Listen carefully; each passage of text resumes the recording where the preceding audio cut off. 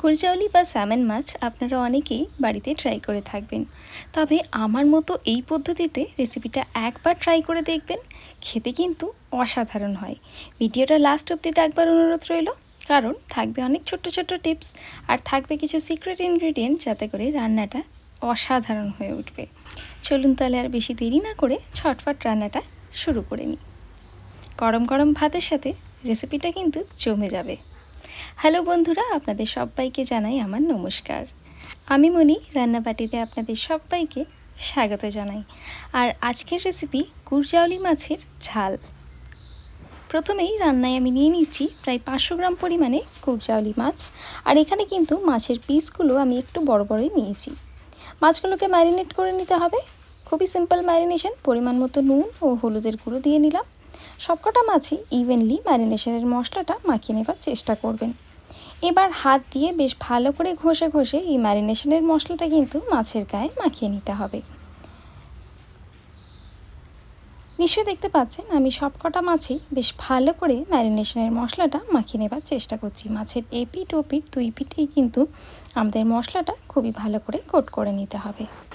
অনেক সময় ম্যারিনেশনের মশলায় কাঁচা তেল ব্যবহার করা হয়, আপনারা চাইলে কিন্তু কাঁচা তেলও দিয়ে নিতে পারেন। কাঁচা তেল দিলে ম্যারিনেশনের মশলাটা বেশ ভালোভাবে কোট হয়ে যায়, আর মাছ ভাজবার সময় কিন্তু তেল ছিটকে আসার ভয়টা থাকে না। সবকটা মাছই ম্যারিনেশনের মশলা কোট করে নেবার পর প্রায় 10 মিনিট রেখে দিয়েছি। এবার কড়াতে দিয়ে নিচ্ছি প্রায় 4 টেবিল স্পুন পরিমাণে সর্ষের তেল। বলে রাখি, এই রান্নায় আমি তেলের পরিমাণটা একটু বেশি রেখেছি, তবে আপনারা চাইলে তেলটা কমিয়েও নিতে পারেন। এবার মাছ ভাজবার আগে প্রথমেই ছড়িয়ে দিতে হবে এভাবে অল্প পরিমাণে একটু নুন। এভাবে যদি কড়ার চারিদিকে নুন ছড়িয়ে নিয়ে মাছ ভাজা হয়, তাহলে কিন্তু মাছ কড়ার গায়ে একবারে জড়িয়ে যাবে না। ওভেনের হিটটা বাড়িয়ে নিয়েছিলাম, তেল খুবই ভালো মতো গরম হয়ে গেছে। তেল থেকে যখন এভাবে ধোঁয়া বেরিয়ে আসবে, মানে তেল একদম স্মোকি হট হয়ে আসবে, তখন আপনাদের এভাবে এক এক করে মাছের পিসগুলো দিয়ে নিতে হবে। আর খেয়াল করবেন মাছের পিসগুলো কড়াতে দেবার সময় ওভেনের হিটটা যেন মিডিয়াম থাকে, মানে খুব বেশি হাই হিটে কিন্তু মাছগুলো ভাজলে চলবে না। আর এখানে কিন্তু আমি মাছগুলো খুব কড়া করে ভাজবো না, জাস্ট হালকা একটু গোল্ডেন ব্রাউন করে আমি মাছগুলোকে ভেজে নেব। ওভেনের হিটটা একদম মিডিয়ামে রেখেছি। এবার মাছগুলোকে এপিঠ ওপিঠ বেশ ভালো করে আমি কিন্তু ভেজে নিচ্ছি। এরকম একটা স্টিলের পাতলা খুন্তির সাহায্যে আমি মাছগুলোকে উল্টে নিই। আমার মনে হয় এভাবে খুন্তির সাহায্যে হালকা করে মাছগুলো উল্টে নিলে মাছ ভাঙবার চান্স কিন্তু একদমই থাকে না। আপনারা চাইলে কাঁটা চামচ ও এরকম একটা সাধারণ চামচ নিয়েও মাছগুলো উল্টে নিতে পারেন। এপিঠ ওপিঠ ভালো করে ভেজে নিচ্ছি। নিশ্চয়ই দেখতে পাচ্ছেন মাছের গায়ে একটা ভালো কালার আসা শুরু হয়ে গেছে। মাছগুলো দুই দিক থেকেই বেশ ভালো করে হালকা গোল্ডেন করে ভেজে নিয়েছি। এবার মাছগুলোকে এক এক করে তুলে নিয়ে আমি সাইডে একটা থালায় রেখে নিচ্ছি। মাছগুলো ভালো করে তেল ঝরিয়ে নিচ্ছি, আর এক এক করে আমি কিন্তু তুলে নিচ্ছি।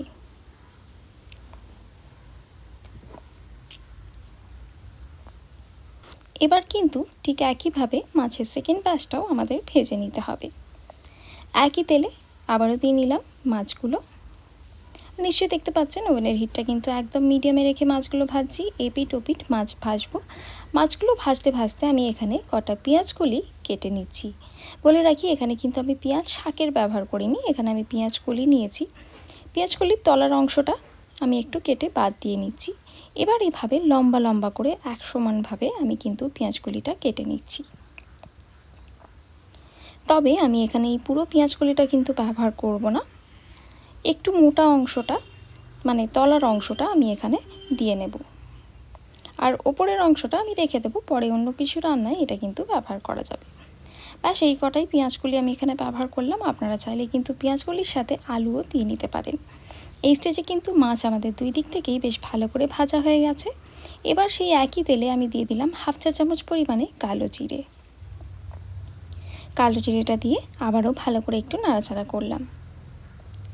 আবারও একবার বলে দিই, আপনারা চাইলে কিন্তু তেলের পরিমাণটা একটু কমিয়েও নিতে পারেন।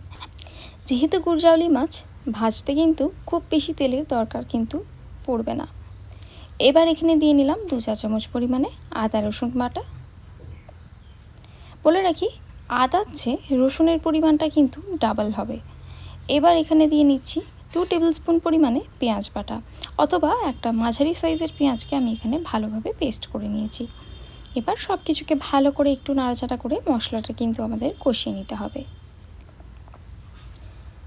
বলে রাখি, ওভেনের হিটটা কিন্তু লো টু মিডিয়ামে রেখে সবসময় মশলা কষাবেন।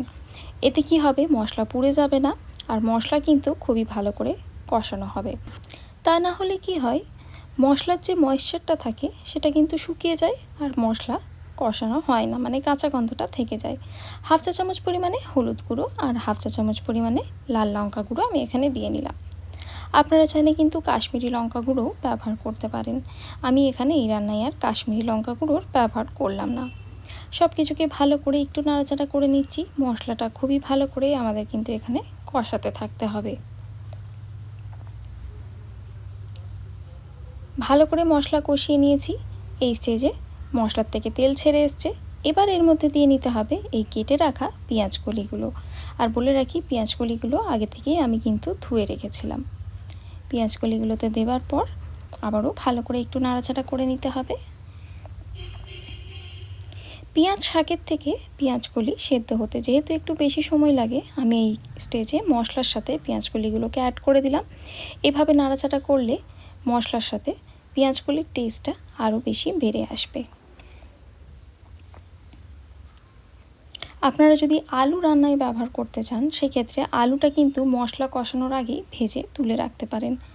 পেঁয়াজ কলিগুলো দিয়ে প্রায় 3 থেকে 4 মিনিট ভালো করে নাড়াচাড়া করে নেবার পর দিয়ে নিচ্ছি 1.5 কাপ পরিমাণে জল। জলটা দিয়ে নিয়ে সব কিছুকে আবারও খুব ভালো করে একবার মিক্স করে নিচ্ছি। এখানে আমি জলের পরিমাণটা একটু বেশি রেখেছি, তবে আপনারা চাইলে জলের পরিমাণ আপনাদের ইচ্ছে মতো, মানে যেমন আপনাদের গ্রেভি পছন্দ তেমন পরিমাণে কিন্তু জল ব্যবহার করতে পারেন।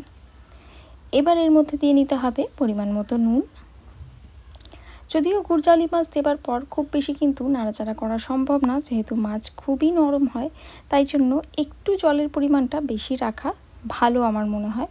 সেক্ষেত্রে জলের মধ্যে মাছগুলো ডুবে থাকবে, আর আপনাদের কিন্তু মাছগুলো বারবার নাড়াচাড়া করার দরকার পড়বে না।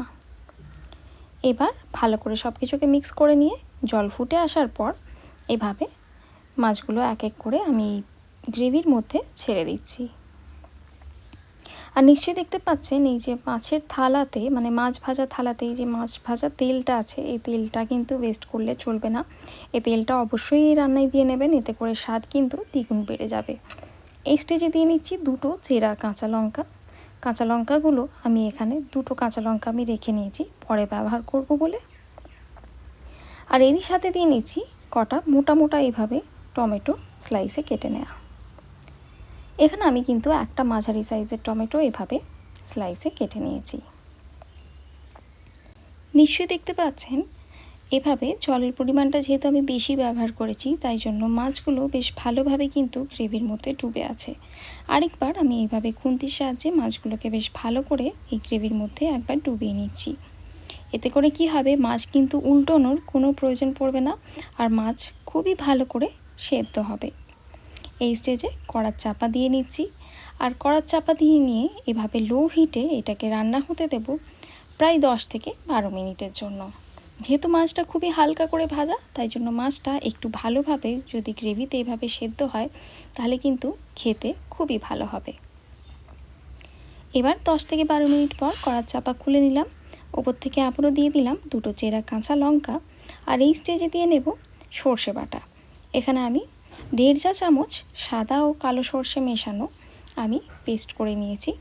সর্ষে বাটাটা দিয়ে নিয়ে এভাবে চামচের সাহায্যে হালকা হালকা একটু মাছগুলোকে নাড়িয়ে নিতে হবে। এভাবে দেখবেন মাছটা একটু কড়ার সাথে হয়তো জড়িয়ে যেতে পারে বা হালকা একটু আটকে যেতে পারে, কিন্তু এভাবে যদি চামচ দিয়ে হালকা একটু নাড়াচাড়া করে নেন তাহলে কি হবে, সর্ষে বাটাটাও বেশ ভালো করে মেশানো হয়ে যাবে আর মাছগুলো কড়ার গায়ের থেকে ছেড়ে আসবে। এতে করে মাছও ভাঙার কোনো সম্ভাবনা থাকবে না, আর সর্ষের একটা স্ট্রং ফ্লেভারও থাকবে। সর্ষে বাটাটা দেবার পর এভাবে এটাকে চাপা দিয়ে আরও 2 মিনিটের জন্য একদম লো হিটে রান্না করব, যাতে সর্ষের ভালো ফ্লেভারটা এই রান্নার মধ্যে চলে আসে। আর কাঁচা লঙ্কারও সুন্দর গন্ধ কিন্তু এখন এই রান্নার মধ্যে খুবই ভালোভাবে অ্যাবজর্ব হয়ে গেছে। রান্না কিন্তু একদম শেষ। ওভেনের হিট অফ করে দিয়েছি। আর গরম গরম ভাতের সাথে আমাদের এই গুরজাউলি মাছের ঝাল সার্ভ করবার জন্য একদম রেডি।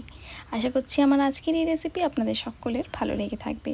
রান্নাটা ভালো লেগে থাকলে লাইক শেয়ার সাবস্ক্রাইব করবেন আর পাশে থাকা বেল আইকনটা প্রেস করতে ভুলবেন না। দেখা হবে আবারও একটা নতুন রেসিপি নিয়ে। ততক্ষণের জন্য ধন্যবাদ। Happy cooking.